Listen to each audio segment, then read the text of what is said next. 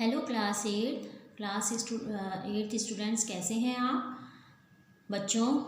आप लोग असाइनमेंट क्यों नहीं भेज रहे हैं बच्चों? क्या परेशानी हो रही है? आप लोग काम नहीं कर रहे हैं या फिर उसको जीमेल नहीं कर पा रहे हैं या कोई नेटवर्क इशू है? क्या दिक्कत है आप लोग बताएं प्लीज़। लेकिन ये असाइनमेंट पूरे करें।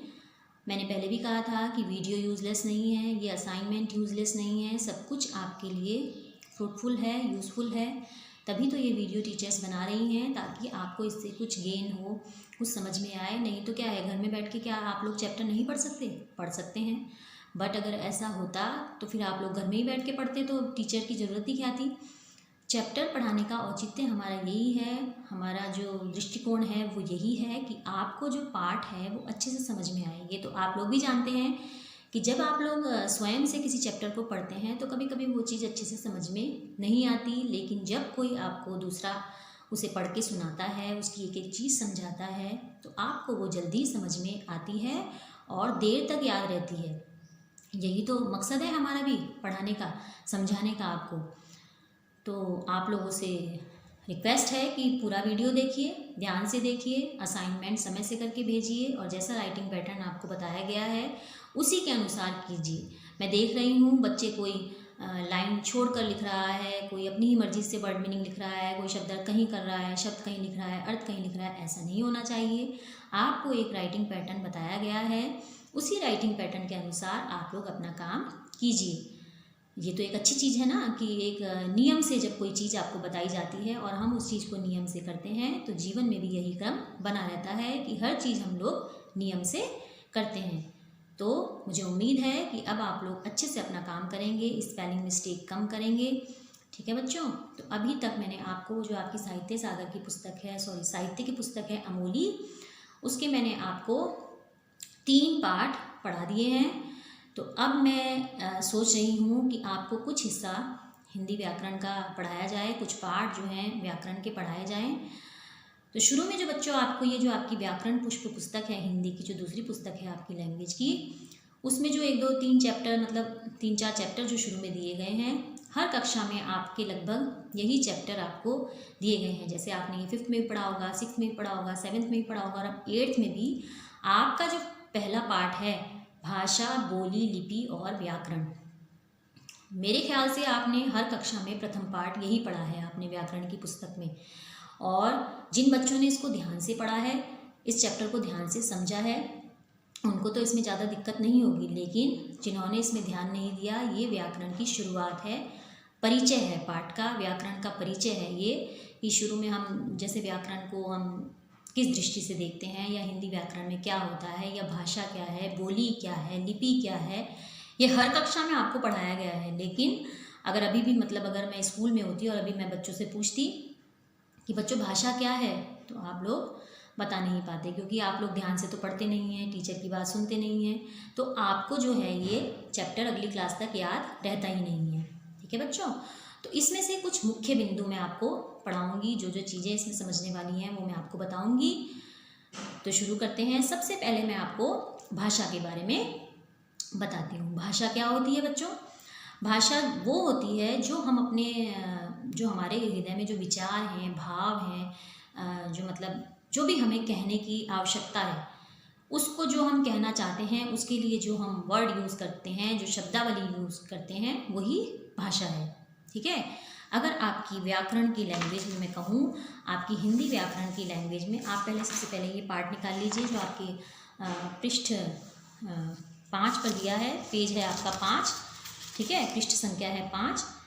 तो जो भाषा की प्रॉपर जो डेफिनेशन है वो क्या है कि भावों और विचारों की अभिव्यक्ति के लिए, यानी भाव मतलब जो हमारे हृदय में भाव आ रहे हैं, जो हम कहना चाहते हैं, जो हमारे थॉट हैं, जो हमारे विचार हैं, उनकी अभिव्यक्ति के लिए, उनको प्रकट करने के लिए प्रयुक्त ध्वनियों की, जो हम साउंड प्रोड्यूस करते हैं, जो हम साउंड निकालते हैं, उनकी व्यवस्था ही, उनका जो एक क्रम है, उनकी व्यवस्था ही क्या है? भाषा है। ठीक है, वो ही भाषा है। जो भी हम अपने विचार थॉट करने के लिए जो भी हम व्यक्त करते हैं वो भाषा है। तो भाषा के लिए क्या लक्षण पता चलते हैं, मतलब भाषा कैसे पहचानी जा सकती है? यह ध्वनियों की एक व्यवस्था है। ठीक है, इसमें ध्वनियों के लिए प्रतीक चिन्ह होते हैं, कुछ चिन्ह बनाए गए हैं। ध्वनियों को मिलाकर ही फिर शब्द बनते हैं। जब हम उन ध्वनियों को मिलाते हैं तो फिर उनसे वर्ड तैयार होते हैं, शब्द बनते हैं। ठीक है, फिर शब्दों से क्या बनते हैं आगे? वाक्य, यानी कि जो आपका सेंटेंस है वो बनता है। शब्दों और वाक्यों के द्वारा ही भावों और विचारों की अभिव्यक्ति की जाती है। और जब ये शब्द और वाक्य बन जाते हैं तो इनके द्वारा ही हम अपने विचार जो है अभिव्यक्त कर पाते हैं, जो हम बात कहना चाहते हैं उनको प्रकट कर पाते हैं। ठीक है, तो ये थी आपकी भाषा। समझ में आई क्या बताया मैंने? अपने भाव और विचार, जो हमारे थॉट हैं, उनको प्रकट करने के लिए, उनको दूसरों तक बताने के लिए, दूसरों तक पहुंचाने के लिए जिस शब्दावली का हम प्रयोग करते हैं उसे हम क्या कहते हैं? भाषा कहते हैं। ठीक है, ये तो हो गई भाषा, भाषा का परिचय हो गया। अब भाषा के रूप। ठीक है, भाषा के 2 रूप माने जाते हैं, मौखिक और लिखित। ये आपने हर कक्षा में पढ़ा है। ठीक है, मौखिक और लिखित भाषा के 2 रूप माने जाते हैं। एक इसमें तीसरा आता है सांकेतिक। लेकिन सांकेतिक जो है, मतलब व्याकरण में हम उसका जिक्र नहीं करते। सांकेतिक मतलब साइन लैंग्वेज में जब हम कोई चीज़ समझाते हैं, किसी को इशारे से समझाते हैं, तो उसको हम क्या कहते हैं? सांकेतिक भाषा कहते हैं। लेकिन मुख्य जो व्याकरण में, जो हिंदी व्याकरण में जो रूप माने जाते हैं वो 2 माने जाते हैं, एक मौखिक और लिखित। अब मौखिक रूप क्या हुआ? मौखिक ये हुआ, देखो जैसे मैं अब ये वीडियो बना रही हूँ, ये मैं आपको बोल के समझा रही हूँ, है ना, आप इसको देख रहे हैं, मेरी बात सुन रहे हैं, तो ये क्या है? मौखिक रूप है। समझे? अब आपकी बुक की भाषा में समझाऊं तो जैसे बुक में दिया है, कोई बच्चा है, जैसे मान लो उसका नाम श्यामू है, रामू है, राजू है, जो भी है, एक बच्चा है और वो स्कूल जाता है और वहाँ से अपनी माँ को टेलीफोन करता है कि माँ जो है, मुझे स्कूल से लौटने में आज 1 घंटे की देरी होगी, यहाँ कोई कार्यक्रम है, कॉन्सर्ट है या कोई म्यूज़िक इवेंट है। वो फ़ोन कर देता है अपनी माँ को, तो उसकी माँ कहती है ठीक है ना। तो ये क्या हुआ? ये है मौखिक भाषा। कैसे? उसने अपनी माँ को यह बात फ़ोन पर बोलकर बताई, उसकी माँ ने सुना तो और समझ लिया, तो ये क्या है? मौखिक भाषा है। यानी कि इस प्रकार बोलकर जब हम अपनी बात दूसरों तक पहुँचाते हैं, एक दूसरे से जो हम संवाद करते हैं, बोलकर अपनी बात बताते हैं, तो वो बोली गई बात दूसरे का समझना ही हमारा क्या है? मौखिक भाषा है। ठीक है, सुनकर बोली गई बात को समझना मौखिक भाषा है। अब आई बात लिखित भाषा की। अब वही बच्चा है, वो बच्चा स्कूल से घर लौटा, आया घर पे तो दरवाजे पर एक स्लिप लगी हुई थी, मतलब मेन डोर जो था उसको दरवाजे पर एक चिट चिपकी हुई थी। उसकी मम्मी का संदेश था, बेटा मुझे अचानक किसी काम से किसी के घर जाना पड़ रहा है, खाना मैंने तुम्हारे लिए बनाकर किचन में रख दिया है, खा लेना, और चाबी जो है दरवाजे की वो पुरानी जगह पर ही रखी है जहाँ मैं हमेशा छोड़ जाती हूँ। ये स्लिप जो है उसकी मम्मी ने डोर पर लगा रखी थी। वो गया बच्चा स्कूल से घर, उसने वो चिट पढ़ी और अपनी माँ की बात को समझ लिया। ठीक है, वो चाबी लेकर घर में प्रवेश कर गई। इस प्रकार जब उसने अपनी माँ की लिखी हुई बात को समझा तो ये क्या हुआ? ये लिखित भाषा है, क्योंकि ये उसे लिखित रूप में मिला। समझे? एक मौखिक है, एक लिखित है, तो ये 2 रूप समझाए मैंने आपको, मौखिक और लिखित। अब जो सांकेतिक भाषा है बच्चों, सांकेतिक भाषा जो है हम इशारों में समझाते हैं किसी को। संकेत जो निर्धारित किए जाते हैं ना, जैसे आपकी रेलगाड़ी है, रेलगाड़ी जब चलती है तो वो एक फ्लैग हिलाते हैं ना, तो उससे पता चल जाता है कि रेलगाड़ी को जो इंजन ड्राइवर है उसको पता लग जाता है कि चलो अब ट्रेन को चलने का संकेत है। और एक झंडा दिखाकर फिर वो कभी कभी लहराते हैं बीच में, तो रुकने का संकेत होता है। ये आपकी ये ट्रैफिक लाइट्स होती हैं, वो भी एक सांकेतिक माध्यम है ना। ग्रीन है तो हमें चलना है, रेड है तो हमें रुकना है, तो ये संकेत होते हैं। जब कोई संकेत किसी चीज़ के लिए बनाया गया, पर संकेत में क्या होता है कि हम प्रॉपर अपनी बात को नहीं समझा सकते। जो हमने जो विवेचन करना है, हमने किसी घटना को बताना है, तो हम उसे संकेतों के माध्यम से नहीं समझा सकते। सांकेतिक भाषा, इसीलिए व्याकरण में ज़्यादातर इसको यूज़ नहीं किया जा सकता। तो ठीक है बच्चों, ये 2 रूप बताए मैंने आपको जो आपके व्याकरण में माने जाते हैं भाषा के 2 रूप, मौखिक और लिखित। इनको अच्छे से समझ लीजिए, बुक में भी अच्छे से समझाया है, पढ़ लीजिए। ठीक है, उसके बाद आपके भाषा के 4 कौशल बताए हैं। कौशल मतलब जैसा हम बोलते हैं उसे सुनकर हम वैसा ही लिखते हैं, और जैसा हम लिखते हैं वैसा ही हम बोलते हैं और पढ़ते हैं, है ना। जैसा लिखते हैं फिर हम उसको वैसे ही बोलते हैं, वैसे ही पढ़ते हैं। इस प्रकार भाषा में निपुणता प्राप्त करने के लिए, जब हम किसी चीज़ में निपुण होना चाहते हैं, मतलब बहुत अच्छे होना चाहते हैं, होशियार होना चाहते हैं, इंटेलिजेंट होना चाहते हैं, तो हमें बोलने, सुनने, लिखने और पढ़ने में कुशलता प्राप्त करना आवश्यक है। मतलब हमारा सब कुछ सही होना चाहिए, हमारा प्रोनाउंसिएशन सही होना चाहिए, है ना।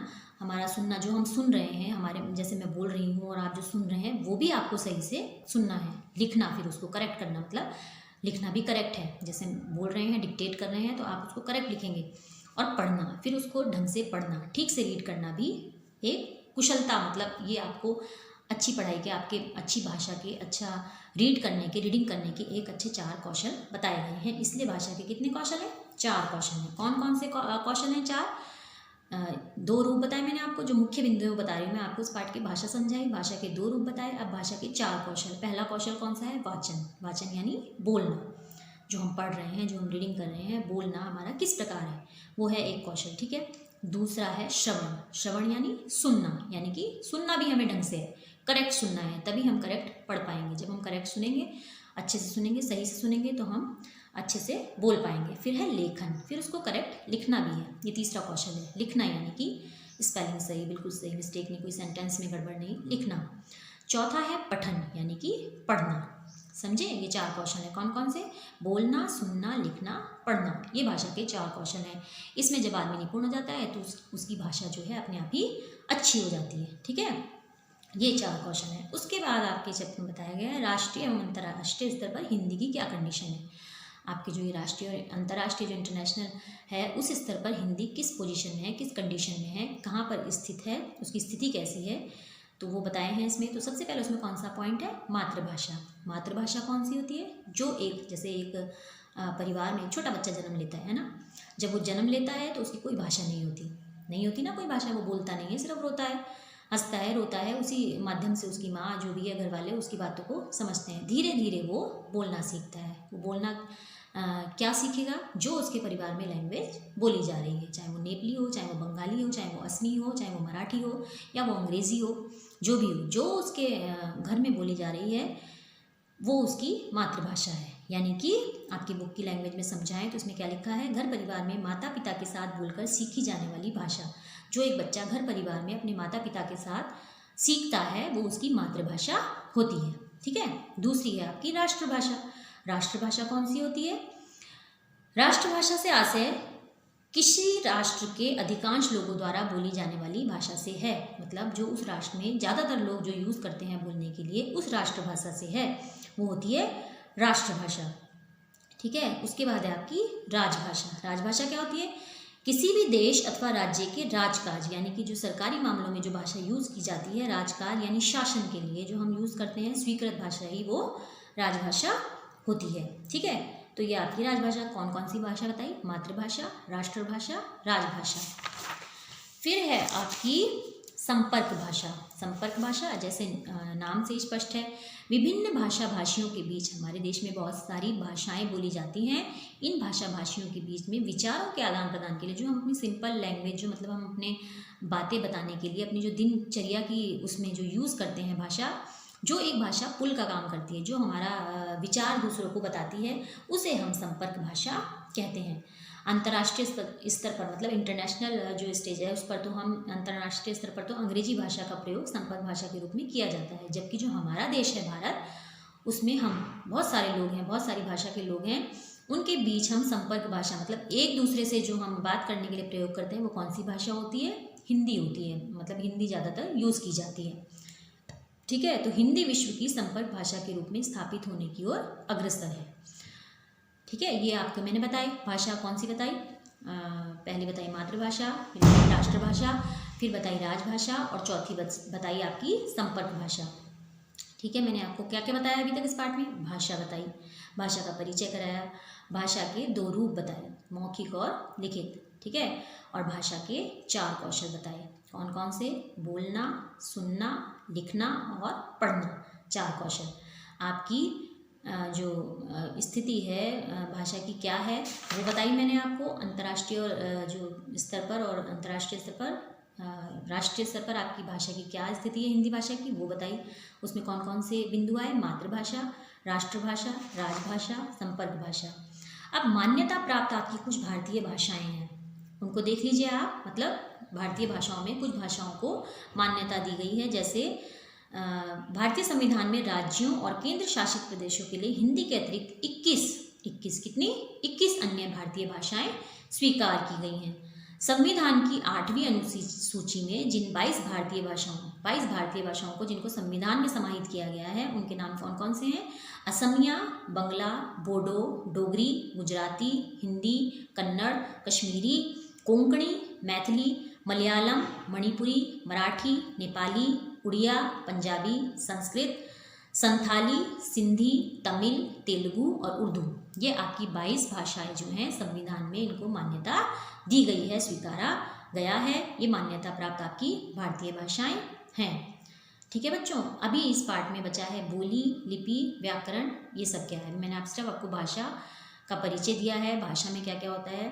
मेरे हिसाब से मैं आपको भी इतना ही समझाऊंगी, क्योंकि इसको समझना पहले आपके लिए बहुत ज़रूरी है, भाषा को, कि भाषा में क्या क्या है और हमारी भाषा किस तरह से इम्प्रूव हो सकती है, हम किस तरह से अपना जो प्रोनाउंसिएशन है उसको अच्छा कर सकते हैं, वो सब अभी तक मैंने आपको बताया। ठीक है, इससे आगे का पार्ट मैं आपको नेक्स्ट वीडियो में समझाऊंगी। तब तक आप इसको यहाँ तक पढ़िए और अपने प्रश्नों का उत्तर अच्छे से लिखकर राइटिंग पैटर्न के अनुसार जीमेल कीजिए। ठीक है बच्चों, take care and bye bye.